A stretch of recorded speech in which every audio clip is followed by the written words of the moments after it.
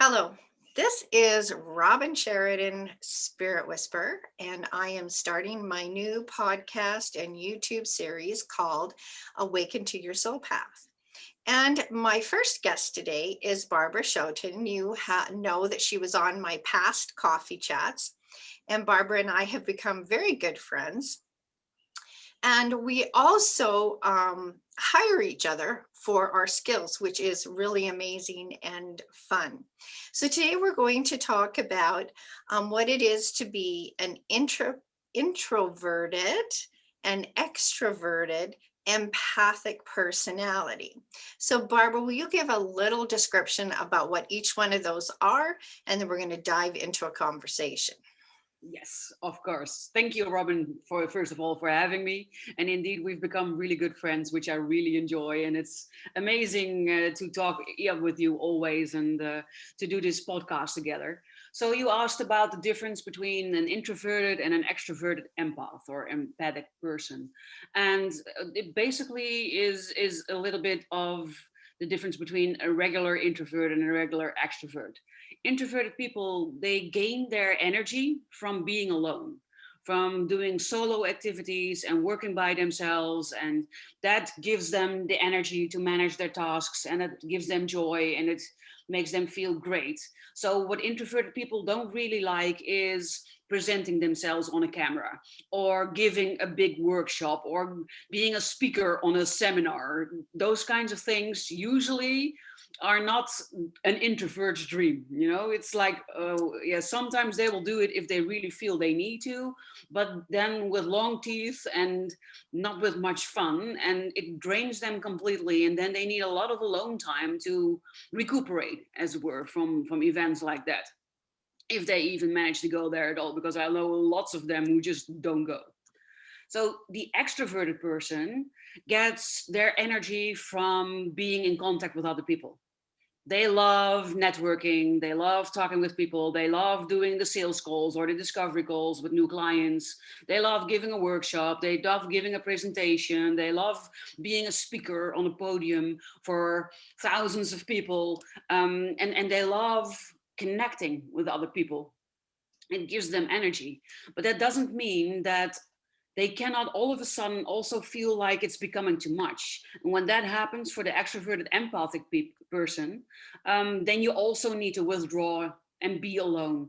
So even though I am, for instance, an extroverted person and I love connecting with people, talking with people, giving presentations, going dancing or stuff like that, I too can have these moments where then I'm just overwhelmed and I'm exhausted and everything's just too much. And then I also need to go back to being alone. But then that serves the function of regenerating and replenishing. It's not the primary activity that gives me my energy. It's what I need to do when I gave away too much of my energy being an extrovert. So those are the biggest differences between an introverted empathic person and an extroverted empathic person. Thank you. Now, just for the audience to know, I am an introvert. It took a lot for me to start doing Facebook Lives and to start my original podcast. I am a person who needs 24 hours a day on my own. And I mean, I know that's a bit of an exaggeration, but I really am a person that I love having 2 clients a day. That really is enough for me. I need that ability to recuperate after my appointments with people. And uh, and even I'm on Clubhouse now, and I do a 1 hour Clubhouse every Saturday where I host a Clubhouse and invite. Barbara was a guest on my Clubhouse as well, where I do something very similar on Clubhouse. I invite people to come and talk about their skills and their talents and what they do. And I really noticed that that's about all I can do on Saturday, because when you get 30 or 40, even more people like that in the Clubhouse, you really do pick up everybody else's energies, and it is fun. But by the time the hour is done, I am done. And I wanted to talk a little bit about, I hired you as my coach to help me learn how to take who I am and create a business around that. And I'm taking your online course. Now, could you tell the audience what your online course is called? Yes, my online course is called the Solepreneur Success System, and it basically consists of two of my other online programs, which are the Authentic Superpower System and the Intuitive Business Success System. And the first 6 months, so the first system, the first program, and the Authentic Superpower System, that is all about discovering who you are. If you are introverted or extrovert, or maybe a high sensation seeker, or an intuitive person, an empath person, if you're clairvoyant, clairseen, you get to know the ins and the outs of your user manual, who you are, what your strengths are, what your weaknesses are, what you excel in, what your pitfalls are. You get to know what blocks you might have that are preventing you from stepping into the future that you would like to have. And you get the tools in overcoming them. And we work on finding the thing that you're actually passionate about, the thing that you can talk about for hours and that you love doing. And that's the basis what you need to know to be able to be happy in your life. And this can be followed by both entrepreneurs as well as non-entrepreneurs, because even if you don't want to have your business, you still need to know what you're passionate about and how you function, who you are, what your user manual is, to be able to be as successful as possible in your life, and have that life that makes your heart sing. So that's the first part. And then the second part, then you use that knowledge about yourself, who you are, what you like, what you don't like, and you use that knowledge to create that business for yourself that allows you. If you are an extreme introvert, then you will not get used to Facebook Lives. You will hate it for the rest of your life. You won't want to do videos. And then, yeah, you need a different way of marketing. Videos are really in at the moment, but if it's just not your thing, and you force yourself to do that, then it will make you miserable. It will drain your energy, and you will start hating it, and then you will start procrastinating, and it only goes downhill from there. It cannot get better once you are on that train. So you want to avoid getting on that train. So you need to find out what style of marketing, for instance, is your style. If maybe you love talking, and then you can do a podcast. It's just the audio, nobody will see you, and you can talk to your heart's content. And that might be your thing. So it's good to know that that is the case. Or maybe even that is still extremely scary for you, but you're an excellent writer. And you have stories to tell. You have things you want to share. And then you could start a blog, for instance, and use that blog to market your business and to create backlinks and all the other technical stuff that comes with having your business. But it's very important that you discover what works for you and how you can implement that within your business if you want to have a freedom business that not drains your energy but gives you energy, and that allows you to live your life on your terms, not dictated by clients or by marketing strategies that feel like they're strangling you, or sales tactics of following a script and then panicking when you cannot follow the script because they go off script and you don't know how to help to get them back on script again. That's not helpful. So you need to find what works for you. And that's basically what the second part is about. And I decided to split them. You are doing the Solepreneur system, so you're doing the entire thing. But I decided to also offer them split, the first 6 months and the second 6 months separately, because there are people who do not want to be an entrepreneur. It's just really not their thing.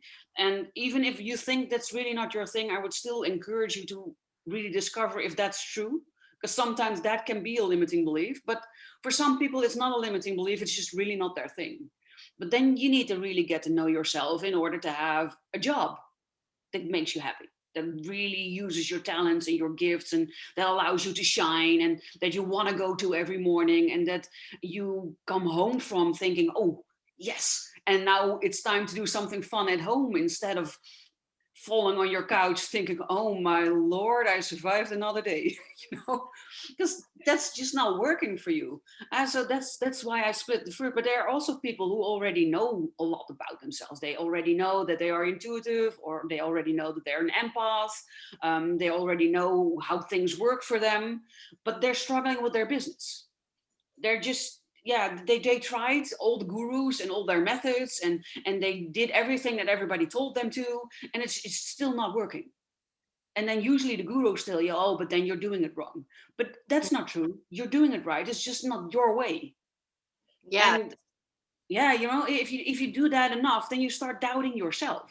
You Yeah. start thinking, but it works for you, and then you try something else and it works for them, and you try maybe something else and it works for them, but none of them work for you. And then you start doubting yourself. Is there something wrong with me, and why can it not work for me? And there's nothing wrong with you. You just haven't found the you method. So you don't need Derek's method or Anna's method or Karina's method or Tony's method. You know, you need your method, the thing that works for you. And so then you can follow just the last 6 months, because you already have that foundation and all that self-knowledge and tools to keep yourself in balance. And then you can just really dive right into using that knowledge to create a business that fits like a glove, that just really highlights your talents. And you know, sometimes you also need to know, I'm not good with numbers. I don't really care about numbers. I don't want to care about numbers. And it's just whenever I need to do something with numbers, it drains me completely, and I cannot even work with a client anymore. If that's you, then you don't need to be doing your own bookkeeping. You need an accountant or a bookkeeper or somebody else that does your financial shit. And it's important that you know that, because then you can stop draining yourself with tasks that, yeah, are not fueling your creativity, that are not bringing out the best you can be, and then just handing them over to somebody else so that you can shine. Yeah, I absolutely agree. And with me taking your online course, I am taking both, but one of the things that I really liked is that it showed me that what I thought were my negative traits or was procrastination, it wasn't that at all. It gave me permission to understand that I can only put so much energy per day into my business. And if I honor that, then I will have the energy to do other things. And it was so freeing to have permission not to have to put X amount of hours into my job.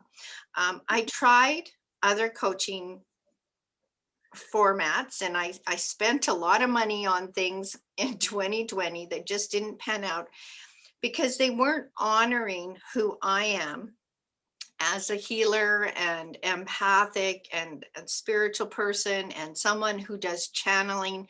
Because when I channel things, it does take a lot of energy, even though I do know how to tap into universal energy instead of depleting myself.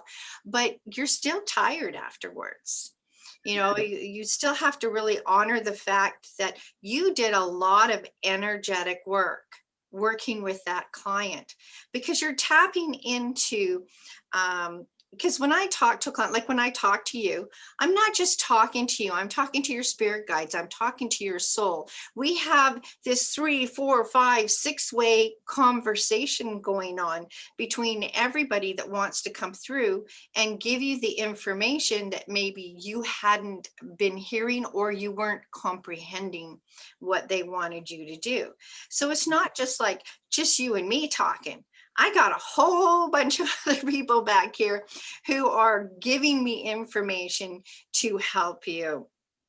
And for the first time, when I took your course, and let me tell you, I tried many, many in 2020, and I started your course in January 2021. I was able to answer those questions that I couldn't answer before. Like, who's my client? What do I want to do? How do I want my business to be built? Every time I tried to do that before, it was just like I couldn't wrap my head around it. But after I did a few of your modules, it was just like the blinders went off. And I was like, whoa, you make it so easy. And I never feel bad about the days. I may have my day planned out, but I get up and I pretty much, I'm up for a couple hours and I need another nap. It allows me to give me permission. Well, I'm not going to be able to do that today. So I give myself permission to do it tomorrow. It also gives me permission to say to the universe, hey, universe, I'm not in a really good state to work with this client. What would you like me to do about it? And I kid you not, within an hour, that client has rescheduled the appointment because something has come up and it's not convenient for them as well. So I absolutely love that process. And I'm so grateful for that. Now, you and I have been working, you did an Akashic Soul reading with me. And could you tell people how that helped you in your business and what you're doing? Yes. Um, well, first of all, I wanted to say I completely get it. Yeah, I call it intuitive time management, what you were just sharing. I plan high level things for my day and based on how I'm feeling at that moment, but that's in the evening. And sometimes in the morning you wake up and you already know, okay, it's not going to be the day that that is going to succeed. And if you then can just allow that to be instead of thinking, oh, but no, because if I don't do this, then tomorrow I cannot do that. And you go in panic mode. If you can just surrender and think, okay, well, I'll give this to the universe. I'll just focus on myself for today. I will tune into my inner being and I will ask myself, what do you need? Maybe I need to go back to bed and take a nap. Then that's what I'll do. Maybe I need to go walking in the woods for 2 hours. Then that's what I'll do. And I've found, and it sounds like you have found it as well, that when you listen to that, when you do that, then you will recover much quicker. And chances are that maybe even the same day after you've taken good care of yourself, then you suddenly are able to do one or more, or maybe even all of the things that you had planned for the day.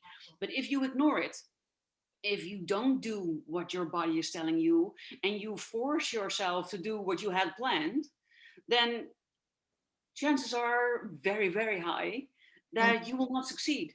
That you will either not do it, or that it will take you hours, what normally would take you 15 minutes. And then the end result is to cry about, and you will berate yourself and be strict on yourself. And then you're pushing yourself too hard. And the end result will just not be there. So it's a process of trust, trusting in what we like to call divine timing, and that everything has a time and a place. And if you give the intention like these tasks need to be completed, then you can rest assured whatever needs to happen will happen, but those will be completed in time. And if you can trust in that, and if you can trust that it might not be today, but then it will be tomorrow or the day after, but definitely in time for the deadline, Right. then it gives so much more inner peace, right? Yeah, it does. Yes. Absolutely. So the Akashic Soul Record, I found it an extremely interesting process.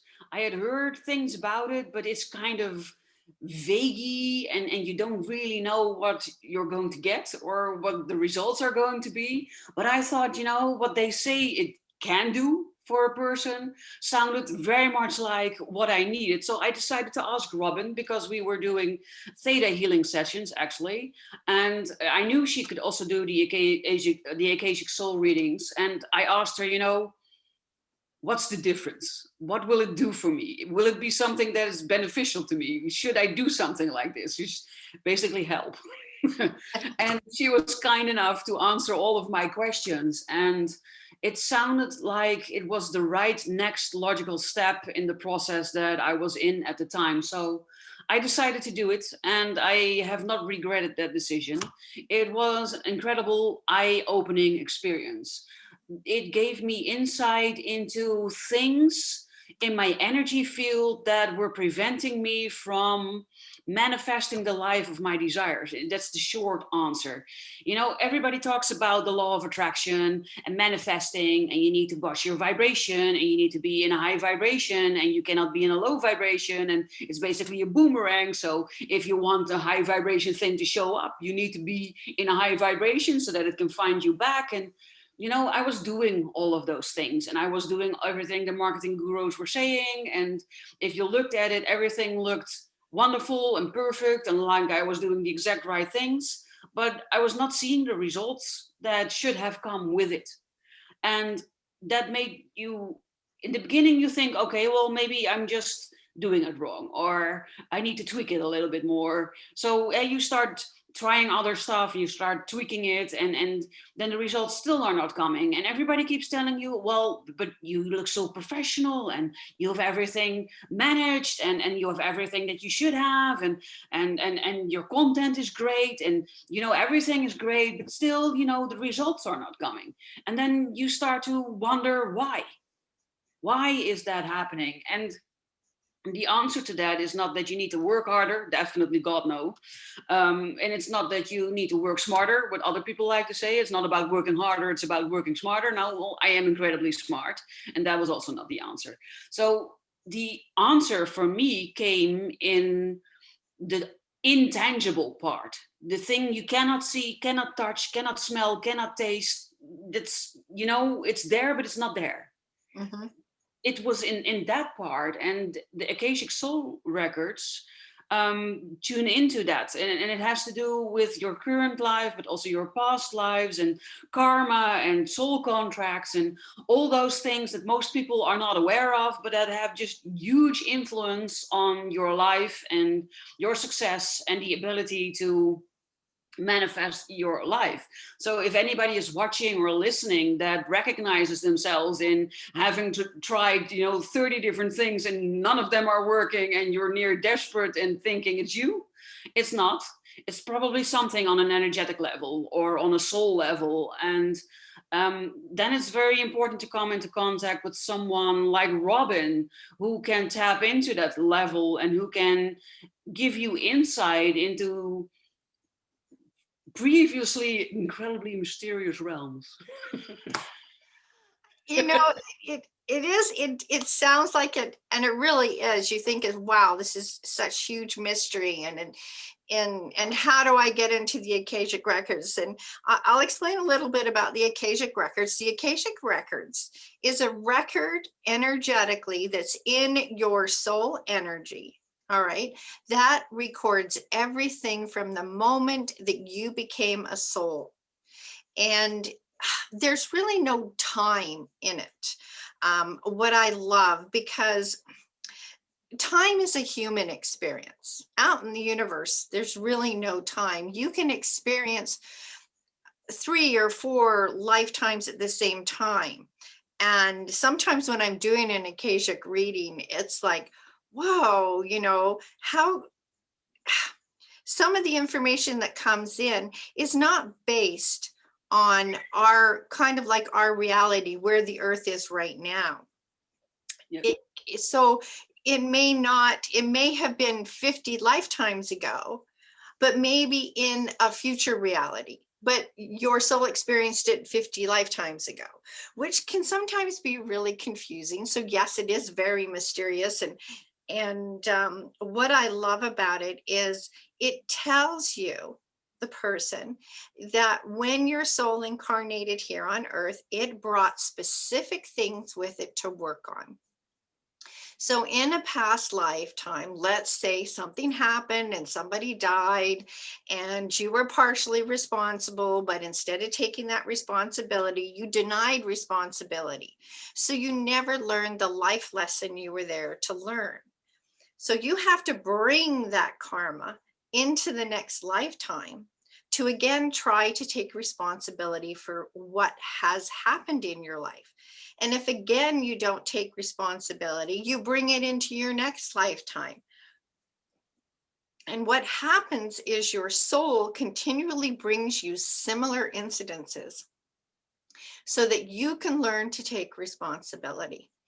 And depending on how many times you've ignored that, you may have a lifetime where your whole life is nothing but a train wreck, because you have not dealt with that situation for 4 or 5 or 6 lifetimes. So let me give you a personal example. In this lifetime, mine was about self-love. I was raised in a family where I wasn't told I was loved. I wasn't told I was pretty. I was never told anything positive about myself. I was only disciplined. There was no positive feedback. And if I did succeed at something, it would be taken away from me, or was told that, you know, it's somebody else's turn to win. So you need to fail on purpose because you've won enough. And that was just really hard to live a life where, you know, by the time I was an adult, I never felt like I deserved anything. I never felt like anything was going to work out for me, that all I did was exist. And that was really hard to take, to just be existing in your 20s and having no dreams, not even expecting anything good to happen. And it made my life incredibly difficult around relationships. None of my relationships, it didn't matter if it was a friend, a boyfriend, a husband, a sibling, a coworker, a boss, nothing ever worked out for me. And when I took the Akashic reading course and did my own Akashic records, those things were revealed to me. And then I was able to look at those situations, take responsibility for them on an intellectual and spiritual level without having to do a whole lot. We just did a little bit of homework.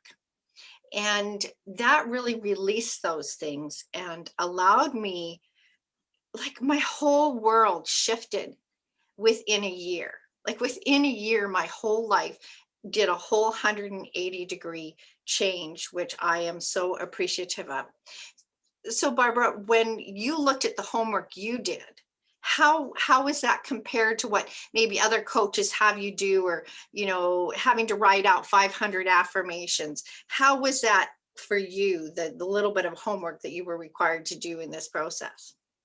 Oh, it was a very pleasant experience, actually. I had committed to doing the homework. You needed to watch a video 7 days in a row, and then you needed to read a certain text for 21 days. And if you had missed either one of them, you needed to start again. That was basically the homework. So it's not a lot of homework, and it sounds incredibly simple. But if you miss one day, you start anew. And that keeps on happening until you finish and do everything. So I thought, I've got this. I'm committed. I'm going to do this. And I planned every day around dinner time. I planned an hour to do the homework. Not that you need an hour, but I can also eat in that hour. So I committed to doing that.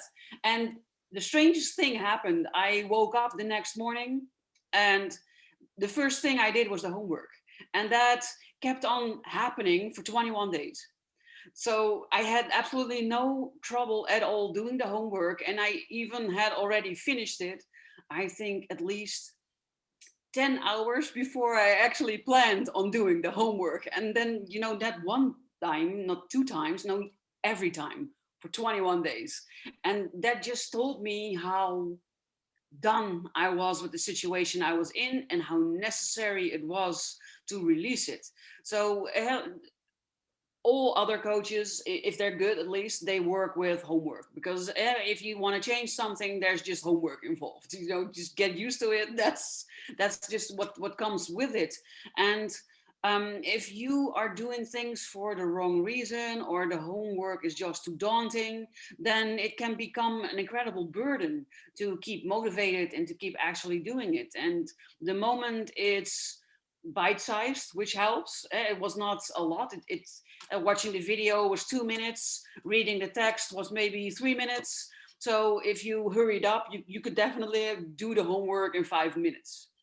5 minutes a day should be doable for everybody. And even if you did it not quickly but slowly, then it would be 10 minutes.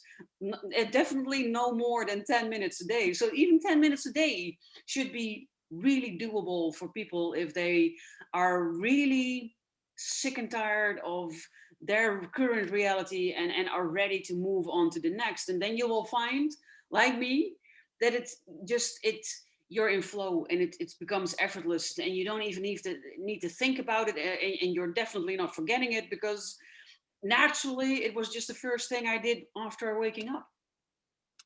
Yeah, it was such an interesting process for me too. And I would always do it at night before I went to bed. I had a little calendar and I'd make sure I'd mark off on the calendar.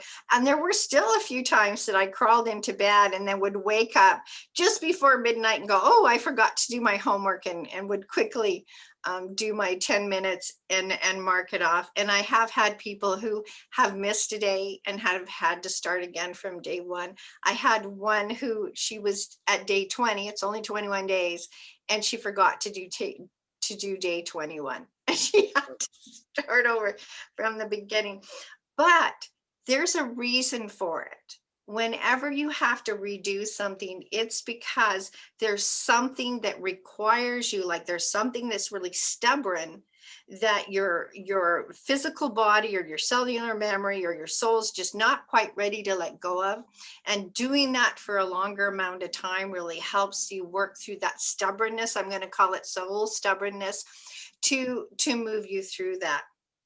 Now, as an extrovert, you put a lot of pressure on yourself to accomplish things. And when we put a lot of pressure on ourselves, we have these preconceived belief systems that we put upon ourselves. They can come from childhood, they can come from past lives, but especially even maybe from past coaching, where somebody tells you you have to do so much every day if you want to be successful. So with the Theta healing system, which you and I also do, we worked on those belief systems. And what we would do is we would recognize a belief system that was actually holding you back. It was putting so much pressure on you that you were actually weren't able to move forward because of these belief systems. So can you tell our audience a little bit about how working through the Theta process on these belief systems helped you enhance what you're already doing? Yes. Well, I loved the Theta sessions because they seem so incredibly simple, deceptively simple, I would say, but have this huge impact. And we are in different countries. So distance is definitely not an objection for not doing it. And it was perfectly good, actually, to do it through Zoom or any type of video conferencing thing. And I've done a lot of pre-work already. So we were able to go in deep and discover the things that were blocking me fairly quickly. I can imagine for people who have not done so much work that it might take longer to really get to the core of the things that are actually helping, of blocking and the help you need, I wanted to say. You know, Robin is really good at talking with you and uncovering the things and translating what you're saying or what you're thinking into the knowledge that she has over the Theta system, and then either releasing stuff or reprogramming stuff and going up and changing things. And when you do that, you immediately feel a shift in your energy. You feel a shift in your feeling, basically in the shift in the way things feel, and that then also translate into your life. And I'm not saying that as soon as you finish the session life is 10 times better. That's not the way it works, but you feel the shift, and then you get asked still to release the things that have been soaked loose, so to say, in our sessions, and to process them and to let them go. And that can also take, yeah, however long it takes. It can be a day, it can be 3 weeks, and anything in between. But you get to it.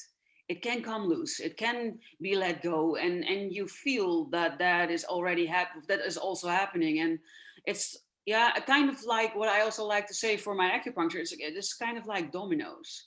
And there are things that have fallen over, that have tipped other things, and eventually we suffer from certain things, but they might not be the root cause. But when you start working with the things that you suffer from and you clear them, then the things underneath can come up. And then you get clear on what those are and you work on them and you release them and you free up another layer for other stuff that's below those things to come up. And with each layer that you do, I like to compare it to an onion. You go deeper and deeper into the layers that make up you and who you are. And depending on how serious the things are that you went through as a child and as a teen and as an adolescent, um, it can go very deep. So when you're doing groceries and the cash lady is being mean to you or rude or something, that doesn't go so deep. But if you are very young and you need love from one of your parents and they are not there for you, and maybe even the opposite, they actively push you away, then that goes really deep. That penetrates into your core. And then as you grow older and more layers on the onion come around it, then the hurt gets capsuled into the deepest layers. So in order to get there and to release those hurts and those pains, you need to keep peeling off layers of your onion. And that's why sometimes things can come back that you think, oh, but I already dealt with that, or I already healed that, or I already solved that. And yes, you did, on that layer of the onion. But if it went deep, then you will encounter it on multiple layers. And each layer, you're being asked again to release it. And sometimes it comes in a form that you don't recognize. And that's where you are so great at. In okay, oh, you're talking about this, then is this might be is this maybe the thing that's blocking you, or I feel that it maybe could be something like this or something, and then together we find those things and we work on it, and it makes you feel lighter. It is an amazing process. And I love what you're saying because, we all work on love is really one of the major things we work on. And that really starts in childhood where things have happened and it makes us feel unloved and unwanted. And maybe in the third or fourth session, something comes up and we think it's about love. But as we start talking, we get to the root of it, that it really wasn't the love aspect of it. It was the self-esteem aspect. This one went back to when you were completely humiliated at age 5, maybe by your kindergarten teacher.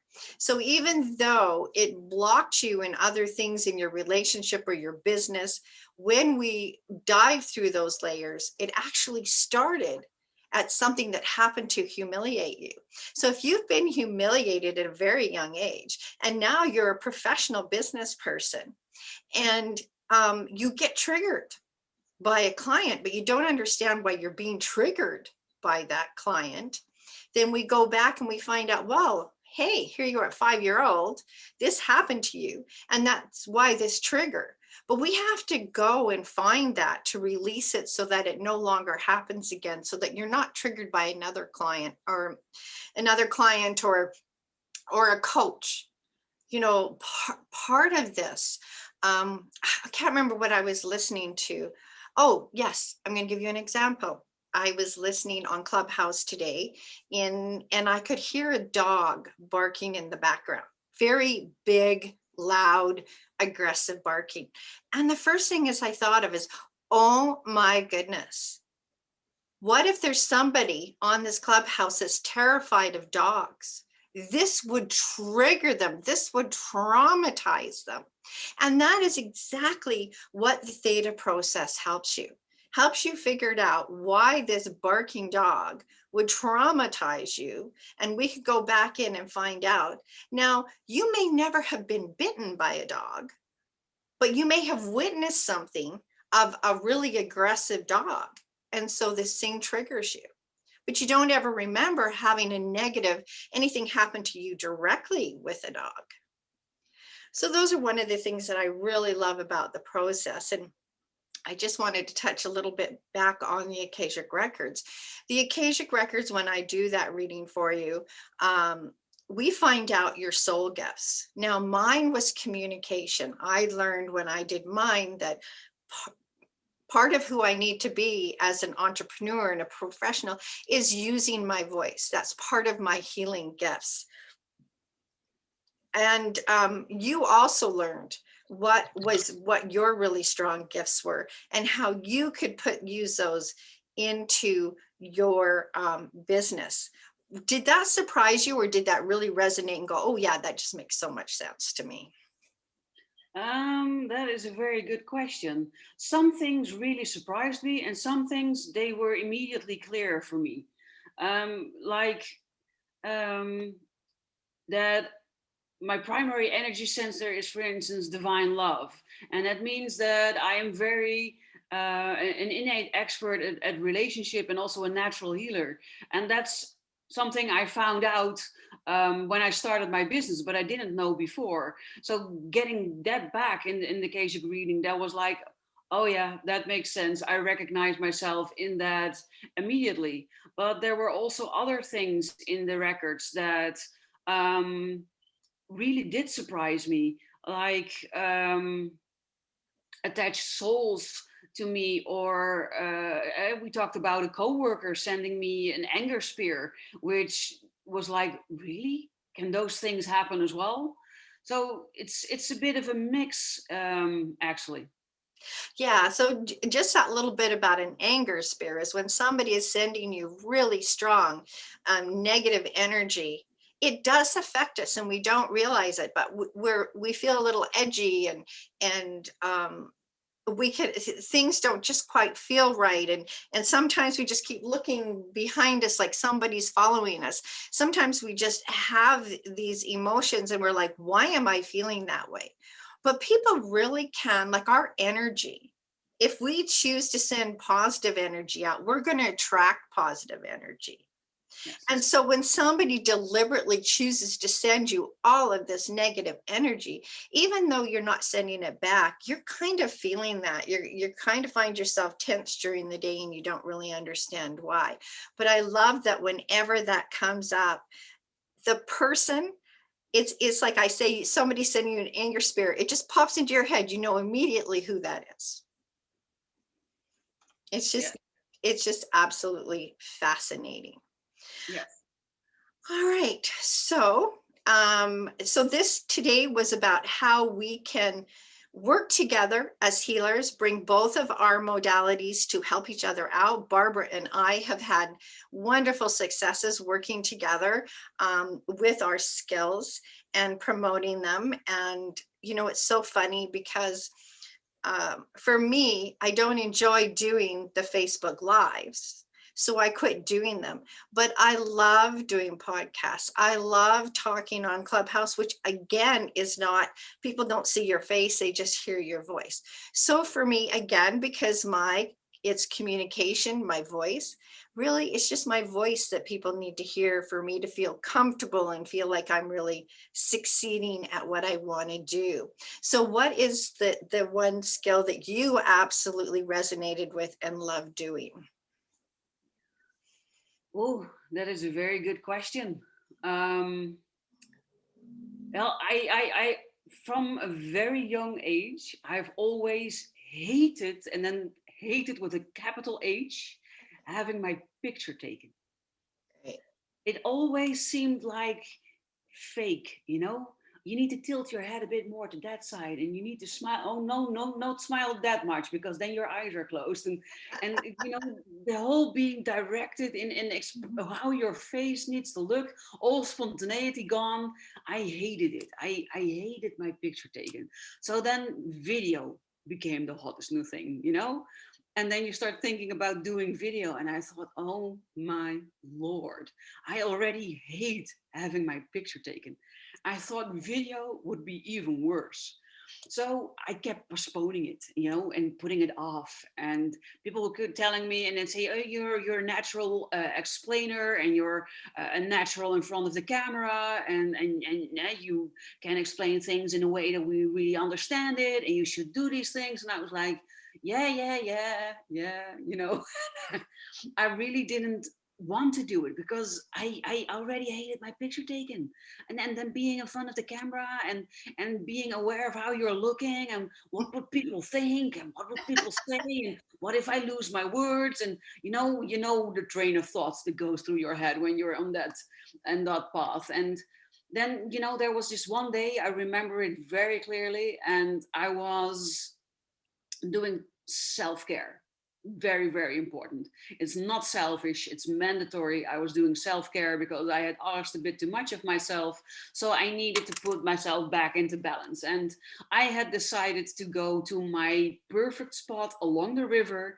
Nobody comes there, and it was just me, the river, the sound of the waves, the sound of the birds, having the sun in my face, with a really good book. And I brought some really delicious food and some really nice drinks. And I had that day for myself, you know, because for me, that is one of the things I love doing, that immediately brings me back into balance on all levels, soul level, energy level, body level, health level, just magic.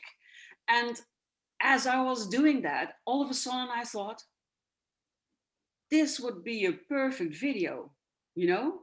So the first video I ever recorded for my YouTube channel, it's me without any makeup in my bikini, ha, you know.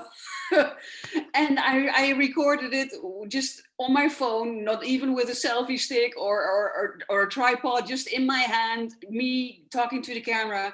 And I was sharing how I do that, how I replenish my energy. I was showing where I was showing my perfect little spot, and explaining why I was doing that, and then asking people to share their method of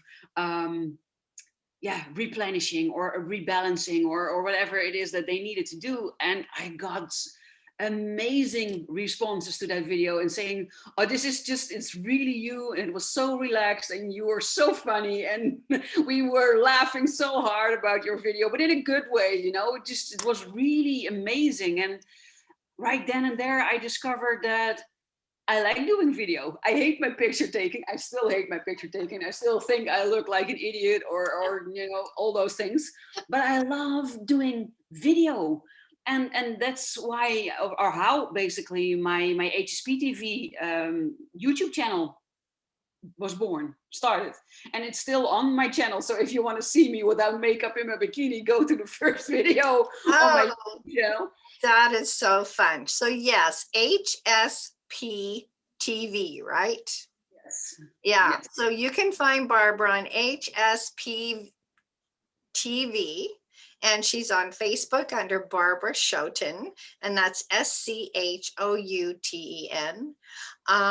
She is an amazing coach. I highly recommend her for anybody who's tried, maybe even you want to try the first coach you should pick, Barbara's it.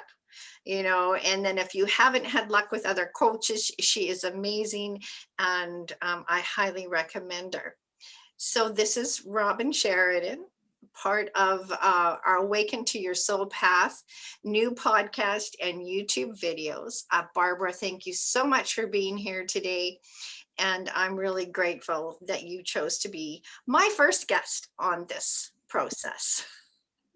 Thank you so much for having me, Robin. I feel honored that I got the really big honor of being your first guest, and we always have so much fun. So I hope that that also came through in the episode, and that people really loved what we were talking about. And if any of it resonated with anybody, then I offer everybody a free first call with me, and it's no strings attached, and you can just get to know me, have a heart to heart, and see if I can do something for you. And if not, I know so many wonderful people like Robin that I can send you to if I'm not the one that can help you with whatever it is. So, it's basically a win-win. You cannot go wrong, and you will always walk away with a new tip or something that you've learned. And I loved talking with you. I loved everything about our session today. And thank you so much for having me.